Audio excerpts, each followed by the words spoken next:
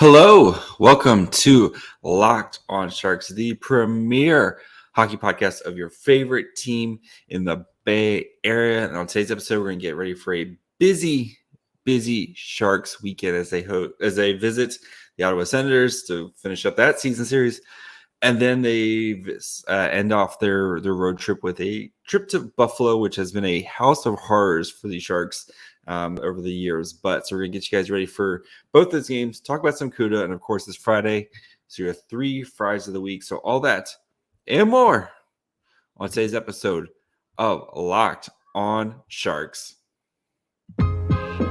You're Locked on Sharks, your daily podcast on the San Jose Sharks.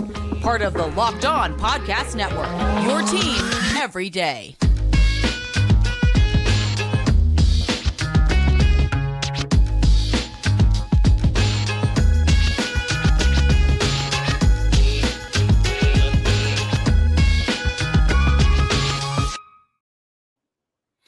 I'm your host, JD Young, contributor at Fear the Fin at San Jose Hockey Now. I want to thank you for making Locked on Sharks your first listen or free and available wherever you get podcasts. And of course, you can watch this on YouTube as well. And Sharks, a couple days off here. You know, they had back-to-back, a couple days off, another back-to-back. So nice little fun quirk in the schedule, and they'll have a couple days off for their trip home. So next week we'll have a little time to breathe and kind of chew on some other stuff. So I've got something good planned for next week. But heading into this weekend, Sharks playing the Ottawa Senators. A lot of history between these two franchises with their transactions and the Erik Karlsson trade, of course, and just a lot of stuff between them. So gonna preview that game, preview the Sabres game, and then, talk about some CUDA because we haven't had a chance to do that recently. But before we continue, do want to let you know that today's episode is brought to you guys by BetOnline. BetOnline has got you covered this season with more props, odds, and lines than ever before. BetOnline, where the game starts. All right, so the Sharks did just play the Sens a couple of weeks ago. Didn't get to really preview that game, so it was a Monday game. We were kind of coming off of a weekend game type of, you know how the schedule's been recently. So we want to kind of dig into the Sens for a little bit, dig into the Sabre, kind of touch on the Sabres as well, and then talk some CUDA at the end, and of course some fries. So let's start with the Sens lines right now. Injuries for them. Josh Norris, of course, is still on IR. Derek Brassard is day-to-day. And then Jacob Bernard Docker is out as well. Up front, Tkachuk, Stützle, Claude Giroux. Second line, Alex DeBrincat, Shane Pinto, Drake Batherson, Tyler Mott, Derek Brassard, Matthew Joseph, Parker Kelly, Mark Kastelic, and Austin Watson round out the forwards. Thomas Chabot is back, so he was not playing the last time that these two teams met up. So Chabot's a huge piece for them on the blue line. He's partnered with Artem Zub, Jake Sanderson, the rookie, with Travis Hamonic, Eric Brandstrom, and Nick Holden. And then in goal is Cam Talbot and Anton Forsberg. Sens are going to be on the second night of a back-to-back. I believe they play on the Friday. So adjust your goalies by who plays on Friday, and then who plays the other one will most likely play on Saturday. So let's look at kind of how they seem to match up. Sharks 5-on-5 goals for, ranked 15th compared to the Sens ranked 19th.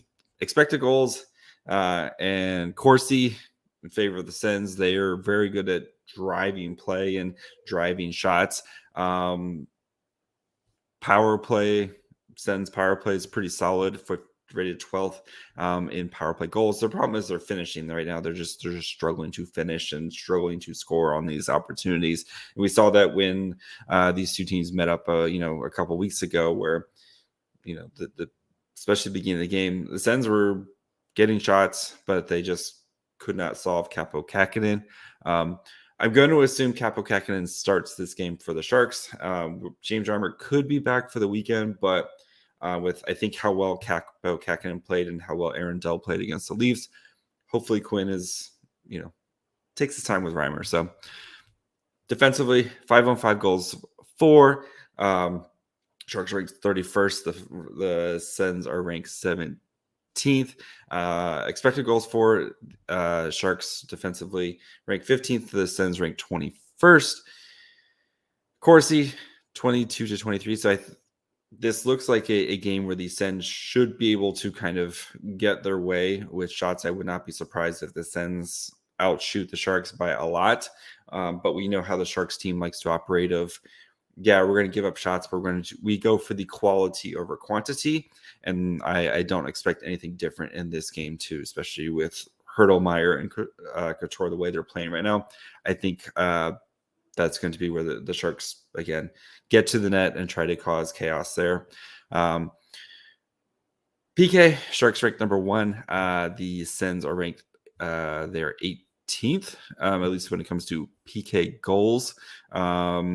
Percentages, the Sens are 77%, so their PK is kind of struggling to get things going here.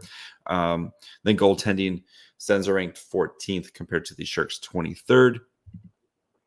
And then when it comes to like kind of the more traditional numbers, like I said, the Sens power play, I think a big matchup for this game is going to be the Sens power play, which is 11th in the NHL at 23.8% compared to the Sharks number 1 PK. They have a lot of talented players on, especially on that top line, that top power play with Stützle, and you got Chabot back now, right? You have Tkachuk, you have DeBrincat, who's an absolute sniper. So big test for the Sharks PK in this game. But we've seen it with the Sens where it's just they have a lot of talent, but they just have not been able to kind of put it together this year. And my kind of theory is they don't have a lot of kind of veteran leadership around to kind of fall back on when things are going tough. So very interested to see kind of how the Sharks match up against the Sens, because on paper it looks like the Sens should win this game, with just the quality of offense that the Sens have. But there's something to be said for that kind of veteran leadership, and the Sharks do have that in spades between, Hertl and Karlsson and Couture, and you go down Nick Bonino, you go down the line. There's a lot of guys who played a lot of meaningful NHL games.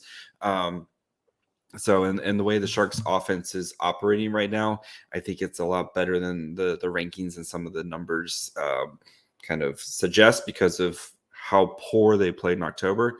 So I'm actually pretty interested to see how if the Sharks can kind of continue the way that they've played against the Sens recently. So, I think, again, kind of the big keys, the PK has to win against that Vaunt. You cannot keep getting power play opportunities to the Sens. I don't care how good your PK is. Stay out of the box, of course. And then can these Sharks take advantage? Again, they're probably going to get a shot, but if they can get quality chances, keep the shots to the outside, try to limit the amount of high danger chances that the Sens have, and the Sharks can generate enough of those on their end. I think the Sharks win this game. I think it's going to be a 4-2 win for the Sharks. Erik Karlsson scores in front of his old team. And then put me down for 2 Hertl goals, especially after his comments on the last game where he felt that he lost the Leafs game. I said yesterday's podcast, I'm not going to rip him for it, because I knew Hertl was going to feel bad, and that's what he said. He said the game, he felt terrible. He said he felt like S. But, I think Hertl comes out, and I think he has a monster game. So put me on for 2 Hertl goals and a Karlsson goal, and the Sharks win 4-2 over the Sens. Before we get into the Sabres game, talk about that. Do want you to know today's episode is brought to you guys by Bet Online. If you guys have not checked out Bet Online, they're your number one source for sports betting info, stats, news, and analysis.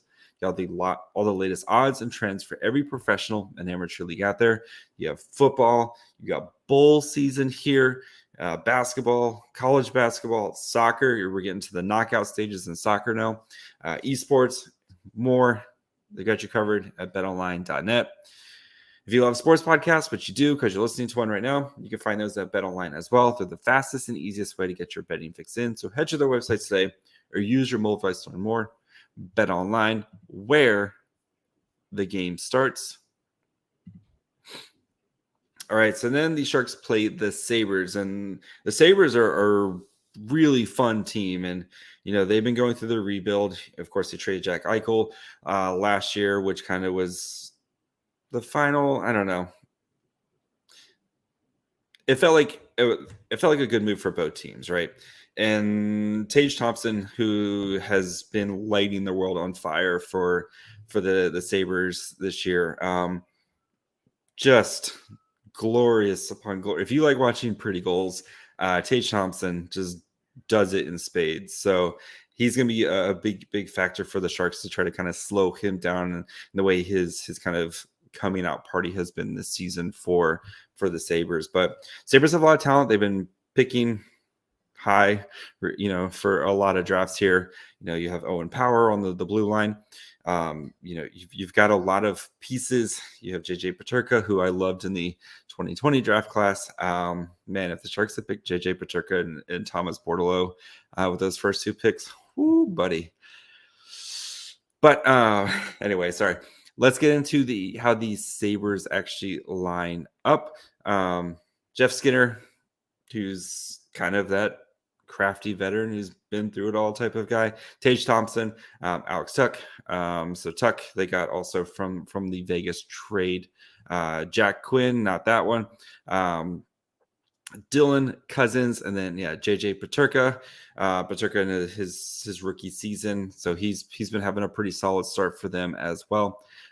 Tore up the AHL. He was I think he was around a point per game last year in the AHL.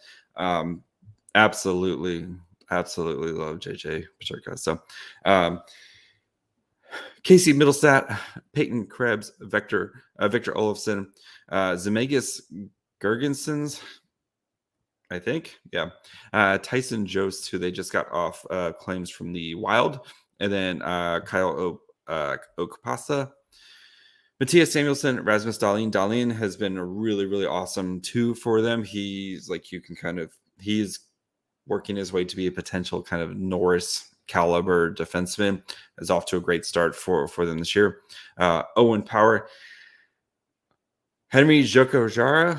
Sorry, Henry. Lawrence Poulut and Casey Fitzgerald. Goalies, Ukko-Pekka Luukkonen and the immortal Craig Anderson. Injuries, Eric Comrie, Jacob Bryson, and Ilya Lyubushkin all on IR. Man, the Sabres have a lot of tough names to pronounce. I apologize.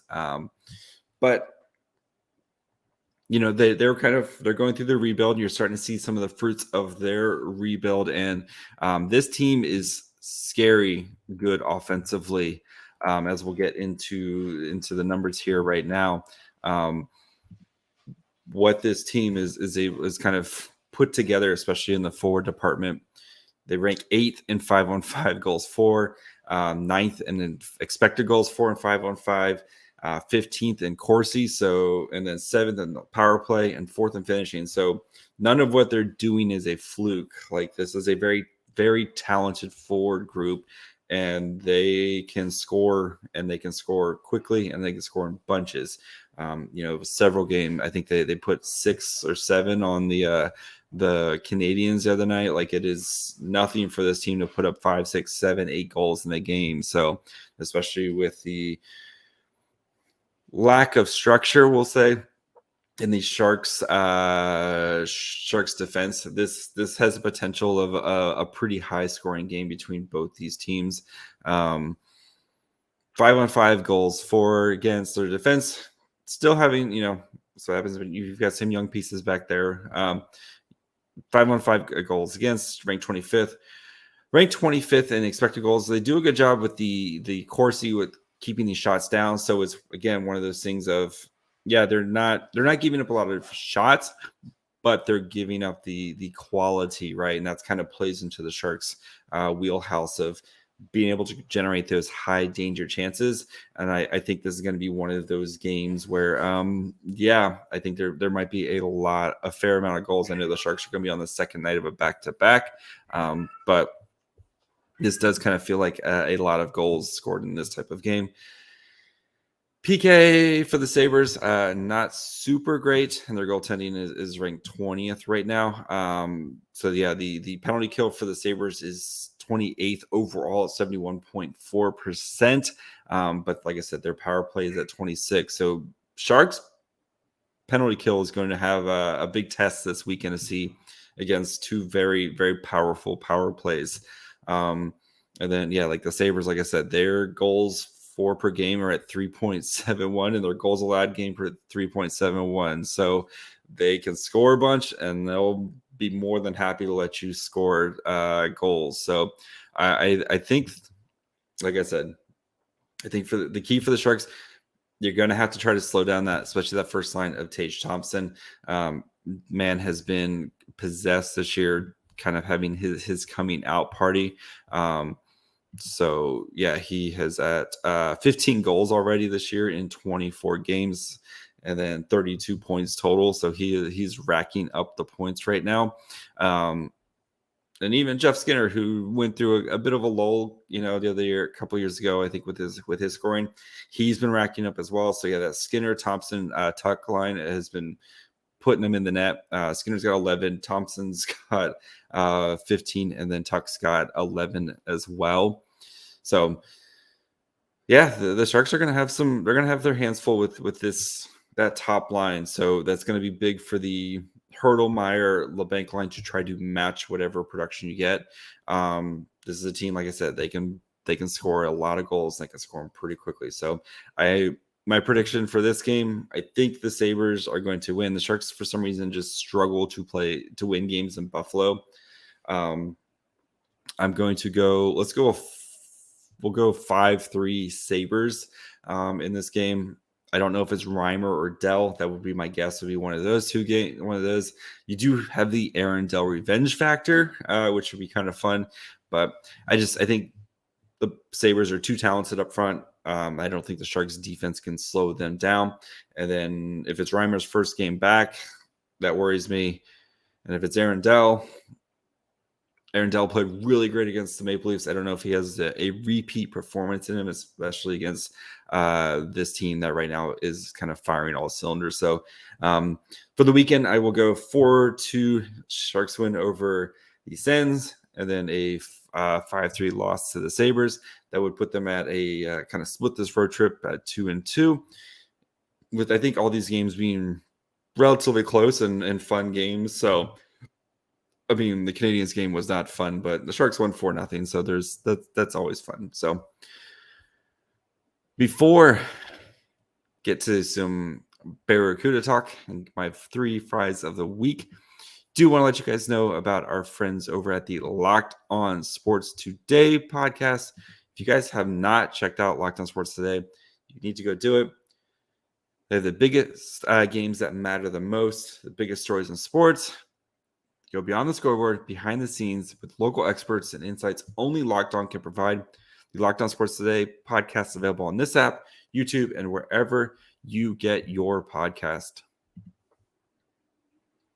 All right, so the Barracuda heading into another weekend set of games, but haven't really had a chance to kind of talk about them recently. It's a little tough right now with everything going on. A lot of double headers between the Sharks and the Barracuda. So, and since this is the Locked On Sharks podcast, try to focus mostly on the Sharks, but do want to kind of dip back into Cuda country here.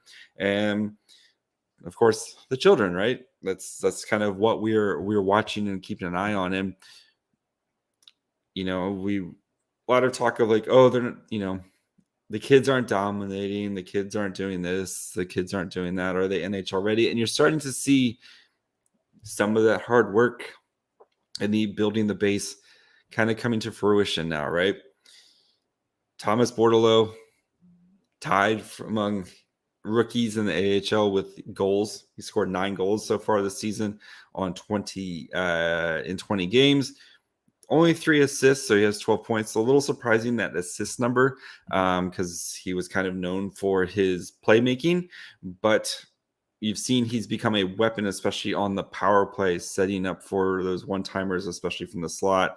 And that power play is, we've seen the Barracuda power play become very much better now that these guys are starting kind of building some chemistry and building some cohesion with each other and learning the system. Right, again, how many of these guys are the Sharks have that are, or not the Sharks, the Cuda have that are rookies right now, kind of trying to figure things out for them, so far, yeah, the Cuda, so they have among the forwards, right, you have 6 forwards who have played at least 9 games who are rookies, or at least considered rookies, right? You have Bordeleau, you have Robins, you have Eklund, you have Gushchin, you have Ko, you have Weisblatt. That's a lot of guys. That's 2 lines worth of players right there who are rookies and kind of trying to figure things out. So, but you're starting to see them kind of some of this stuff working, starting to come together for them. But, Bordeleau, I think his scoring prowess has been kind of improved this year. I'd like to see a little bit more of the playmaking. He's been playing. We've seen the Eklund, Bordeleau, Robins line playing together, but they split them up the last game.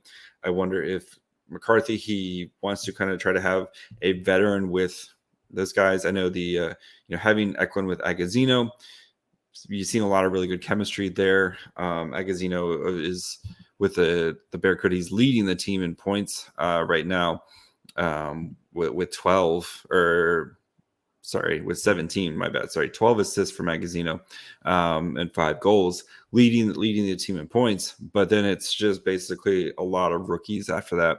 So, and then Tristen Robins, I think, kind of you see that shot of his he can get it off in a moment's notice, just.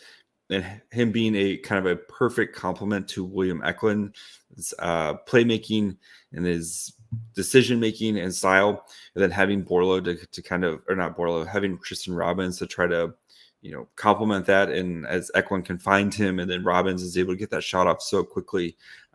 Spoiler, next week, we're going to be talking more about what makes Robins so special in that department. So, make sure you guys are following along for that. But I have a special guest who's going to be helping me break that down a little bit. So, and then of course, William Eklund, who, I hear he's not scoring a lot.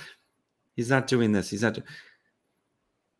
Wednesday's game against Iowa was one of the best games I have seen from him. He was an absolute monster all over the ice. I cut up a clip, basically a 45-second long clip of a shift of his where he multiple times keeps the puck in his own zone by just being a tenacious on the forecheck and just getting after the Iowa Wild's defensemen and forwards, and they literally could not get it out of the zone because he was just constantly hounding them. And it wasn't just it was behind the net, it was along the half wall, it was in front of the net, like everything. And then he creates a chance and almost scores, and sets up one of his teammates as well. Like, he's doing a lot of that stuff that's going to lead to him being successful. It is pouring down rain at my house right now. So those are good things. He's getting a bunch of opportunities on the penalty kill. He's learning that skill, right? William Eklund as a penalty killer is going, again, using that. We've seen that tenacious forecheck and that tenacious back check of his. William Eklund is going to be an absolute menace and a great, like, if you want to have an awesome penalty kill, don't just put random guys out there. Put skilled players out there, because that's going to, one, you have a better penalty kill, but 2, that's going to lead directly to more offense, right? That's when you go from a penalty kill to a power kill when those guys are starting to generate offense on the PK. And I think Eklund can be a part of that. So again, it's you have to remember, right? Growth, and there's going to be lumps of stagnation. There's going to be kind of plateaus, ups and downs, stuff like that. But they're doing great down there. And then we saw Daniil Gushchin on Thursday have kind of, I think, his best game as a Barracuda, right? He had 3 points, he had a goal, 2 assists, but the assists were both beautiful assists. One was on the Bordeleau power play shot where Bordeleau cranked it home, but amazing Royal Road pass slot pass, just right through all the defense. Finds Bordeleau. And then the Eklund one where it was, Jesper Wallstedt, who's an amazing goalie. Like, if the Sharks did not draft William Eklund, I would have been very happy with them drafting Wallstedt. Fell to the Wild, and that's all they need is just like a shutdown goalie for the next 10 years. But Wallstedt's going to be an awesome goalie. He is an awesome goalie. He's going to be a great NHL goalie. He got faked. He respected the Gushchin snipe so much, faked out on the shot snipe. Looked like Gushchin was just going to try to slam it past Wallstedt. No, it was a slap pass to William Eklund, who was wide open and just slammed home and an easy goal because Wallstedt, he had to respect the Gushchin shot so much. So again, seeing these guys kind of grow and develop, this is good stuff right here. So I know there's a lot of penalties. It's the AHL, right? I mean, there's just a lot of penalties in the AHL. And I know the Barracuda are one of the most penalized teams in the AHL.